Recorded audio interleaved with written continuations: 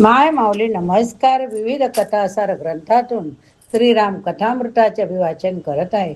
श्रवण केले तर प्रतिक्रिये. जय श्रीराम लिहा, लाभ घ्या, लाभ द्या माऊलींनो. बोला जय श्रीराम. भाग 65 अभिवाचनात श्रवण करूया. श्री गणेशाय नमः, श्री सरस्वते नमः, श्री कुलदेवताय नमः, श्री रामचंद्राय नमः. भाग 65 आपुल्या द्या पादुका. प्रभूंच्या नेत्रातून आसवांचा पूर लोटला. प्रेमाच्या भांडणात कोण हरला आणि कोण जिंकला हे कधीच बघायचे नसते. श्रीराम कथा ही बंधुप्रेमाची स्वर्गीय सुधा होय. नित्य निरंतर मनुष्याने प्राशन करीत राहावी अशा प्रकारची अमरकथा आहे. पादुकांचे ते दिव्य देणे श्री भरताने घेतले, प्रभूंचा प्रसाद म्हणून स्वीकारले. भरत निघाला तेव्हा भगवंताने भरताला आणि शत्रुघ्नाला काही सूचना दिल्या. त्यातील एक सूचना लक्षात घेण्यासारखी. प्रभू म्हणतात, भरता, शत्रुघ्ना, तुमच्यासारख्या सज्जनांना मी काही सांगावे अशी आवश्यकता नाही, पण राहवत नाही म्हणून एक गोष्ट सांगतो. येणाऱ्या 14 वर्षात कुणी सुद्धा कैकेयी मातेचा अपमान करता कामा नये. यावरून श्रीरामाचे चारित्र्य दिसून येते. वंशाच्या बदनामीला मी जी कारण झाली, जिच्यामुळे अयोध्येच्या वंशामध्ये एवढी मोठी उलटापालट झाली, त्या कैकेयी मातेबद्दल भगवान म्हणतात, भरता, जीवनात माणसे चुकतात. तुझ्यासारख्या संत पुरुषाने त्यांना सांभाळून घेणे आवश्यक आहे. शत्रुघ्ना, तुला माझ्या आणि सीतेची शपथ आहे. चुकून सुद्धा कैकेयी मातेच्या मनोभावाला धक्का लावू नका. भगवंताने अत्यंत कृपापूर्वक भरताचा हट्ट पुरविला. काही क्षण त्यांनी त्या सुवर्णाच्या पादुका आपल्या चरणामध्ये धारण केल्या. प्रभूच्या त्या दिव्य पादुका मस्तकावर घेऊन अयोध्येचा तो महातपस्वी राजकुमार परत निघाला. आता भरत त्या पादुकांचा अयोध्याच्या सिंहासनावर प्रत्यक्ष राज्याभिषेक करणार आहेत. श्री भरत त्या पादुका देऊन आणलेल्या गजराजावर अंबारीत ठेवतात. श्री भरत स्वतः आपल्या हातामध्ये चौरी घेऊन त्या पादुकांची सेवा करतात. एखाद्या सेवकाने सम्राटाची सेवा करावी असे भरत वागतात. यथासमयी श्री भरतांनी अयोध्येत प्रवेश केला. सर्वांना योग्य त्या सूचना केल्या. श्री भरत त्या पादुकांच्या समवेत नंदीग्रामात आले. आता त्या पादुकांचा राज्याभिषेक ठरला आहे. श्री भरतांनी वशिष्ठ महर्षींना विचारले, गुरुदेव, पादुकांचा राज्याभिषेक करण्याची गोष्ट मी बोललो खरा, पण हे शास्त्राला धरून आहे का? तस्मात शास्त्र प्रमाणम, ते काय करावे ने काय करू नये याला अंतिम प्रमाण शास्त्र आहे. कोणाचीही बुद्धी प्रमाण नाही. मी किती बुद्धिमान असलो तरी परमार्थामध्ये मी शास्त्रहीन व्हावे यातच शहाणपण आहे. माणसाच्या बुद्धीमध्ये अनेक दोष आहेत. भल्या भल्यांची बुद्धी चकते. माऊली म्हणजे शास्त्र म्हणे ते सांडावे, ते राज्यही तृणवत मानावे. शास्त्राचे पालन करण्यातच कल्याण आहे. शास्त्राने विषय द्यायला सांगितले तर ते द्यावे. श्री ज्ञानेश्वर महाराज अत्यंत शास्त्रनिष्ठ आहेत. कुठेही शास्त्र न सोडता त्यांनी अवघ्या समाजाला आपलेशे केले. नुसत्या समाजाचा विचार करणे तो समाजसेवक, नुसती शास्त्र धरून बसतो तो कर्मठ, आणि जो शास्त्र आणि समाज यांच्यामध्ये संतुलन स्थापित करतो तो संत. खूप छान वाक्य आहे. एकीकडे समाज तर एकीकडे शास्त्र. संत या दोघांमध्ये शत्रूचे काम करतात. आपल्या हातून शास्त्राला सोडून काही कर्मच घडू नये म्हणून वशिष्ठ मुनींना वरील प्रश्न भरत विचारतात. त्यावर वशिष्ठ म्हणतात, भरता, आजळून आल्यापासून आजपर्यंत मी तुझा रोजचा जीवनव्यवहार पाहत आलो. मला असे जाणवते की आता तू शास्त्र बघण्याची आवश्यकता नाही. तुझ्या आचरणावरून पुढे शास्त्राची रचना होईल. काही लोक शास्त्रानुकूल जीवन जगतात, काही लोकांचे जीवन बघून शास्त्राची रचना होते. भरता, एक वेळ शास्त्राची चूक होईल पण तू चुकणार नाहीस. माणूस एवढा निर्दोष होऊ शकतो का? ज्याच्यावर भगवत कृपा होते त्यांच्या जीवनात असेच होते. त्यांचा जीवन व्यवहार शास्त्र बघून चालत नाही. ते सहज व्यवहार करतात, पण त्यामध्ये सगळ्या शास्त्राचे प्रतिबिंब असते. नंतर आपण शास्त्रही बघावेत आणि त्यांना लावत बसावेत. भरताचा जीवन व्यवहार हा असा आहे. भरताचे वर्णन करताना वाल्मिकीने सवल्कल जटाधारी असे म्हटले आहे. प्रभू आणि भरत वल्कल आणि जटाधारी आहेत. वल्कल कोण धारण करतं? ज्याला काही मिळत नाही त्याने कमंडलू वल्कल दंड गोळा करावेत आणि कुठेतरी खोपटामध्ये बसावे, भगवत साधना करावे. भरत तसा नाही, तो समर्थ आहे. अयोध्येच्या संपूर्ण साम्राज्याचा तो स्वामी आहे, पण राज्याचा उपभोगशून्य स्वामी हीच मूळ भारतीय धारणा. जो जितका महान तितके त्याने उपभोगापासून विरक्त राहावे. स वल्कल जटाधारी नंदी ग्रामे वसत प्रभू. नंदी ग्रामात एक पर्णशाळा बांधली. भरताचा निवास तेथे आहे. त्या पर्णशाळेमध्ये दिव्या सणावर भगवंताच्या दिव्य पादुकांची स्थापना झाली. श्री भरत त्या पादुकांचे स्वतः पूजन करता. केवळ पूजन करीत नाही तर दिवसभर तेथे बसून राहून सारखे सेवा करता. पादुकाभ्याम निवेद येत. सकाळी त्या पादुकांना पूजनोत्तर दिवसभर करायची कामे निवेदन करता. एखाद्या सेवकाने स्वामीला रिपोर्ट करावा त्याप्रमाणे सायंकाळी आपण काय केले पाहिजे ते सगळे निवेदन करता. एकाही क्षणाकरिता भरताना असे वाटत नाही की या भगवंताच्या पादुका आहेत. भरताना असे सारखे जाणवते की प्रत्यक्ष दादाच बसले आहेत आणि मी जे जे करतो ते सगळं दादा बघत आहे. माझ्याकडून जे जे घडते आहे ते सगळे दादांच्या आशीर्वादाने घडते आहे. जेव्हा इतकी अंतःकरणपूर्वक सेवा केली जाते तेव्हा त्या ठिकाणी भगवत कलेचे जागरण होते. मीराबाईंनी कुठल्या मंत्राने गिरीधराची प्राणप्रतिष्ठा केली नव्हती, पण तिच्या अंतःकरणाचा संपूर्ण भाव तेथे ओतला गेला. परिणामतः त्या मूर्ती श्रीकृष्णाचे चैतन्य जागृत झाले. चैतन्य चराचरात आहे ते जागृत करण्याची धमक आपल्यात पाहिजे. भक्त प्रल्हाद त्या स्तंभाकडे बघून अत्यंत विश्वासाने म्हणाला, परमात्मा सर्व व्यापक आहे बाबा, तो या स्तंभातही असणारच. आणि भगवंताला त्या स्तंभातून नृसिंह रूपाने प्रगट व्हावे लागले. देव कुठे आहे हे विचारण्यापेक्षा देव कुठे नाही असा प्रश्न विचारावा. श्री भरताच्या त्या दिव्य तपाचे अद्भुत वर्णन महर्षी वाल्मिकी आणि गोस्वामी तुलसीदास यांनी केले आहे. आता बघूया भरताची अद्भुत तपस्या. भरताचे जीवन धन्य होय. नंदी ग्रामला तो तपस्वी एक एक दिवस नव्हे तर एक एक क्षण कशा प्रकारे व्यतीत करतो याचे अद्भुत वर्णन गोस्वामीजी करतात. मस्तकावर जटाजूट आहेत, अंगावर वल्कल धारण केले आहे, समोर भगवंताच्या दिव्य पादुका आहे. श्री भरत प्रतिक्षणी पुन्हा पुन्हा रोमांचित होतात. हे भरताचे स्वभावोक्ती अलंकारातले वर्णन आहे. केव्हा तरी पादुका आणून ठेवून दिल्या, केव्हा तरी दिवसातून त्याच्या भोवती आरती वळली. अशा प्रकारची पूजा श्री भरताने केली नाही. श्री भरतांना पादुका पादुका वाटत नाहीत. त्या ठिकाणी त्यांना साक्षात प्रभूचे अधिष्ठान वाटतो. जेव्हा आपल्याकडून अशा प्रकारचा भावनेचा श्रद्धेचा प्रभाव वाहतो त्या समोरच्या श्री विग्रहातून अतिव दिव्य प्रतिसादही प्राप्त होतो. पण याकरता ते प्रेम करून बघावे लागते. श्री भरत रोज रोज त्या पादुकांची सेवा करतात, पूजा करतात. एक असते पूजा आणि एक असते सेवा. पूजेत कर्मकांडाचे प्राधान्य, मंत्राधिकांचे प्राधान्य, सेवेत केवळ भावनांचे प्राधान्य. ज्याला दोन्ही जमले तर उत्तम. सामान्यतः दोघांचा संगम होत नाही. भरताच्या ह्या पादुका सेवनाने प्रभूंच्या पादुकांचे वर्णन करण्यात किती किती श्रेष्ठ कवी रमले आहेत.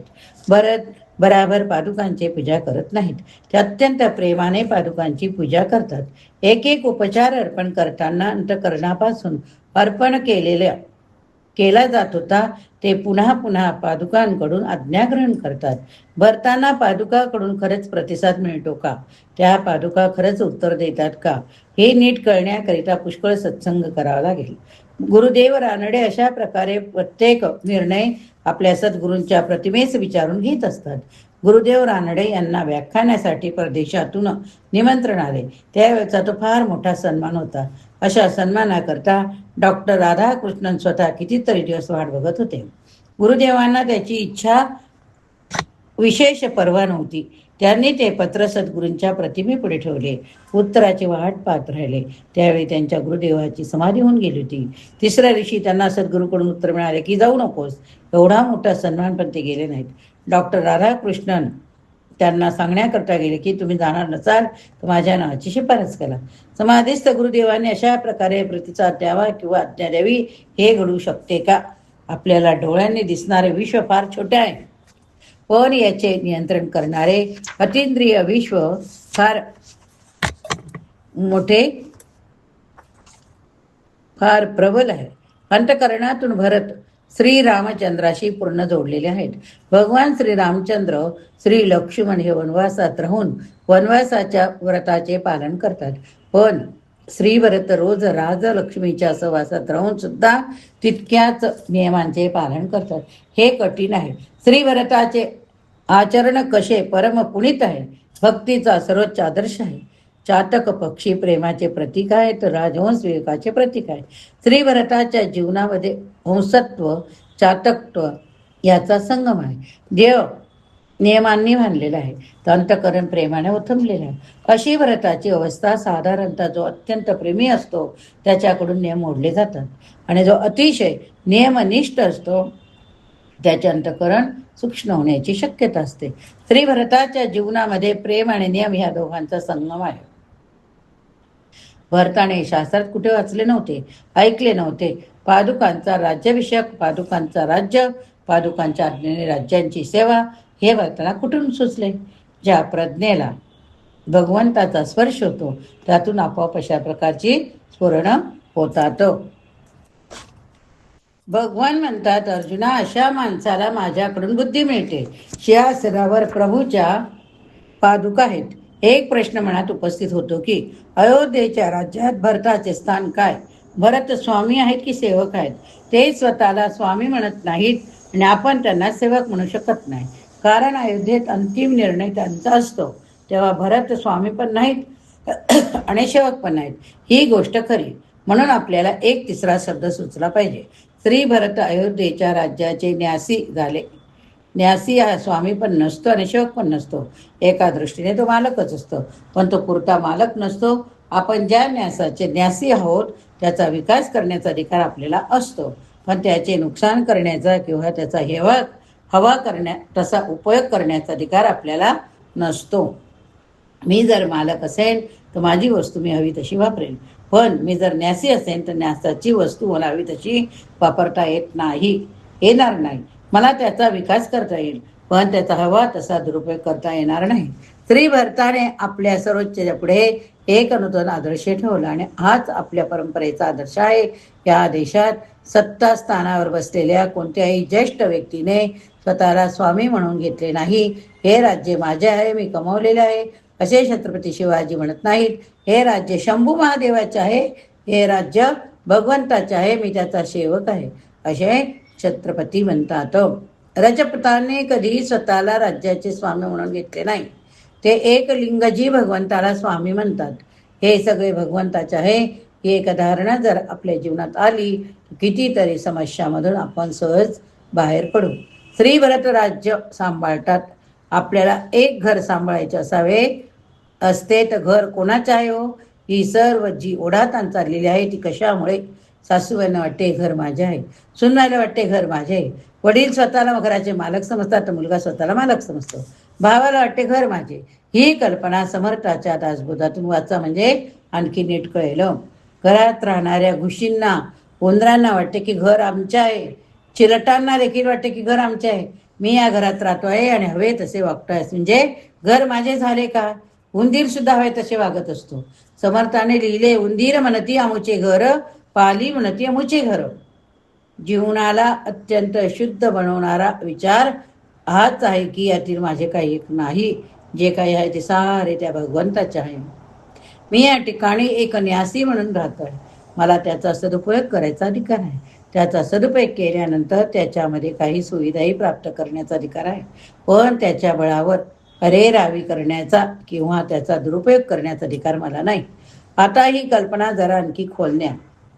केवळ दगड मातीने किंवा विटा सिमेंटाने बांधलेले घर या ठिकाणी अपेक्षित नाही. आपले शरीर हे देखील जीवाचे घर आहे. काय? आपलं शरीर हे एक जीवाचं घर आहे. देहरूपी घरात जीव राहत आहे. देह तरी माझा आहे का हो?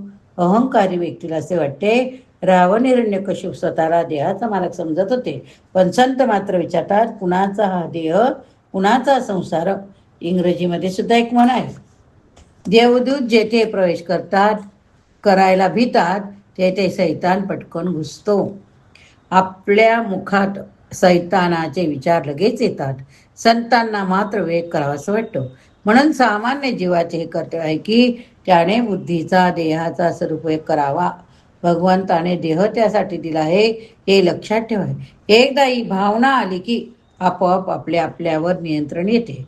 माझ्या घरात आलेली संपत्ती भगवंताची आहे का भाव आला की त्याचा सदुपयोग करण्याचा अधिकार आपण मान्य करतो. पण मी व्यसनासाठी वाटेल तसा खर्च करीन, मला कोण विचारणार? अशी दृष्टी नसावी, हे सारे भगवंताचे आहे असा विवेकाचा भाव अंतःकरणात उदित होताच विवेकाचा अंकुश सर्वदा जागृत राहतो. मग मला त्याचा दुरुपयोग नाही करता येणार. मला भगवंताने बुद्धी दिली आहे, मी त्याचा हवा तसा वापर करून चालणार नाही. हिरण्यकश्यपूला असे वाटत होते की सारे बळ माझे, पण प्रल्हादाने सांगितले, बाबा हे सगळे बळ त्या भगवंताचे आहे, म्हणून या बळाचा सदुपयोग करण्याचा अधिकार तुम्हाला आहे, मात्र दुरुपयोग करण्याचा नाही. एकदा ही भूमिका आपण मान्य केली की माझ्या देहात सुद्धा एक रामराज्य स्थापित झालेच पाहिजे. सज्जन आणि दुर्जन यांच्यामध्ये अगदी थोडेच अंतर आहे. राम आणि रावण या दोघांमध्ये बुद्धी आहे. प्रल्हाद आणि हिरण्यकशिपू या दोघांकडे बुद्धी आहे. पापी लोकही विद्वान असतात, पण त्यांची विद्या लोकांचा अपमान करण्याकरता असते. विद्या विवादाय धर्म महादाय असे संस्कृत सुभाषितकाराने म्हटले आहे. पैसा आला की बुद्धी चढते, थोडे बळ आले की माणूस एखाद्या रेड्याप्रमाणे धक्के देत चालायला लागतो. दुष्टांचे व्यवहार अशा प्रकारे लोकांचे नुकसान करणारे ठरतात. सज्जनाकडे विद्या आली की ते आपले ज्ञान लोकांचे ज्ञान वृद्धिगत करण्याकरता वापरतात. संपत्ती आली की ती चांगल्या कामासाठी खर्च करून लोकांचे जीवन अधिक सुखमय बनविण्याचा प्रयत्न करतात. सज्जनांना वाटते, भगवंताने मला फार मोठा प्रसाद दिला, मी त्याचा उपयोग समाजासाठी करावा. माणसाकडे शक्ती आहे, मी त्याचा उपयोग दुर्बलाच्या अथवा सज्जनांच्या रक्षणासाठी करावा. जीवनात शक्तीची उपासना हवीच. भगवान श्रीराम शक्ती संपन्न होते म्हणून काहीतरी करू शकले. रावणाची शक्ती लोकांना त्रास देण्याकरता आहे, तर रामचंद्राची शक्ती साधूंचे परित्राण करण्याकरता आहे. अंतर एवढेच आहे की उपयोग कसा होतो. आपल्याकडे रावणाचा अंश अधिक आहे की रामाचा अंश अधिक आहे, हे अधूनमधून तपासत जाय. श्री भरताने एक अतिशय अतीव दिव्य दर्शन आपल्या सर्वांना दिले. तत्व विचार दिला. इदम न मम ही वृत्ती दिली. म्हणून भरताच्या जीवनामध्ये कोमलता दिसते, अहंकार कुठेच दिसत नाही. भरताच्या ठिकाणी दुसरा कोणी असता तर काय फुगला असता. भरतांना असे वाटते की सगळे भगवंताचे आहे, त्यातून काही सुख उपभोग घ्यावा ही त्याची वृत्ती नाही. लोक विचारता की वाल्मिकी रामायणात उर्मिलेबद्दल काय आहे. वाल्मिकी रामायणात उर्मिलेचा नुसता उल्लेख आहे, विशेष काही लिहिलेलं नाही. पण एक महाकाव्य लिहिताना कोणाबद्दल लिहावं. आपल्याला उर्मिला दिसते, पण मला कधी कधी वाटते की उर्मिलेचे तर ठीक आहे, लक्ष्मण तर दूरवनात गेलेले आहेत, 14 वर्षापर्यंत नक्की येणार नाही. आपण कधी मांडवीच्या मनाचा विचार केला का हो. अयोध्येपासून 16 किलोमीटर अंतरावर नंदीग्राम आहे. मांडवी अयोध्येत आहे आणि भरत नंदीग्रामात आहेत. 14 वर्ष एकमेकाची भेट नाही. काय वाटलं असेल त्या माऊलीला. उर्मिलेने निदान 14 वर्षाकरता लक्ष्मण भेटण्याची आशा तरी सोडून दिली आहे. पण त्या मांडवीचं काय. सर्वस्वाचा स्वामी होण्याची संधी आलेली असताना तिचा पती वैराग घेऊन बसला आहे. मांडवीच्या नेत्रातील अश्रूंना मी वंदन करतो. प्रत्येक सणाला मांडवीला वाटलं असेल की नंदीग्रामला जाऊन निदान त्यांना नमस्कार करावा, पण 14 वर्षात भेट नाही. रामकथेतील प्रत्येक पात्र असे आहे. प्रत्येकाच्या जीवनात अधिकारांना तिलांजली आणि कर्तव्याचे पालन म्हणून तर आपण रामकथा पुन्हा पुन्हा ऐकतो, वाचतो. एक सुंदर भाष्य गोस्वामी तुलसीदासांनी केले. भगवान महादेव पार्वतीला म्हणता की ज्यांच्या अंतकरणात खरे रामप्रेम निर्माण झाले त्याला विलास सोडावे लागत नाही, त्यांच्याकडून ते आपोआप सोडून दिले जातात.